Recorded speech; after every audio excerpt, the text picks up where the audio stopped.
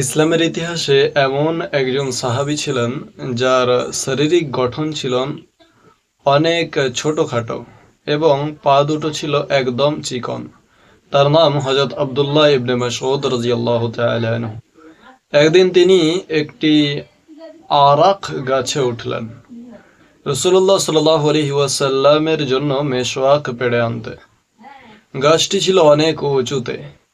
ঠিক তখন হঠাৎ জোরে বাতাস ছাড়ল, আর বাতাসের ধাক্কায় তার কাপড় একটু সরে গিয়ে তার চিকন পা দুটো সবার সামনে প্রকাশ পেয়ে গেল। সেখানে উপস্থিত কিছু মানুষ তার সেই অতি চিকন পা দুটো দেখে মুচকি হেসে ফেললেন।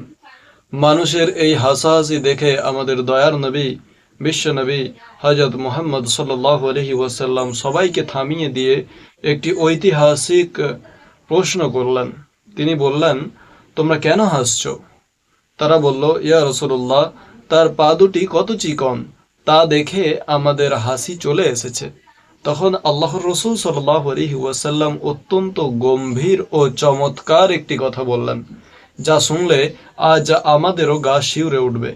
নবীজি সাল্লাল্লাহু আলাইহি ওয়াসাল্লাম বললেন, তোমরা যার পা দেখে হাসছো, আল্লাহর কসম করে বলছি, কিয়ামতের দিন আল্লাহর দাড়ি পাল্লায় যখন তার এই দুটো পায়ের ওজন করা হবে, তখন এই দুটি চিকন পা উহুদ পাহাড়ের চেয়েও বেশি ভারী হবে। সুবহানাল্লাহ।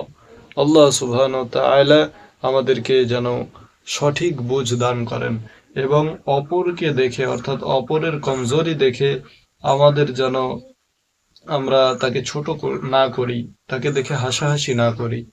কারণ হতে পারে এর থেকেও অন্য কোনো কমজোরি আমার মধ্যেও আছে, অন্য কোনো এর থেকেও বেশি কমজোরি আমার মধ্যে আছে। সেই জন্য অপরের কমজোরি দেখব না, নিজের কমজোরিটা দেখে সেই কমজোরিটাকে শুধরানোর চেষ্টা করি ইনশাআল্লাহ।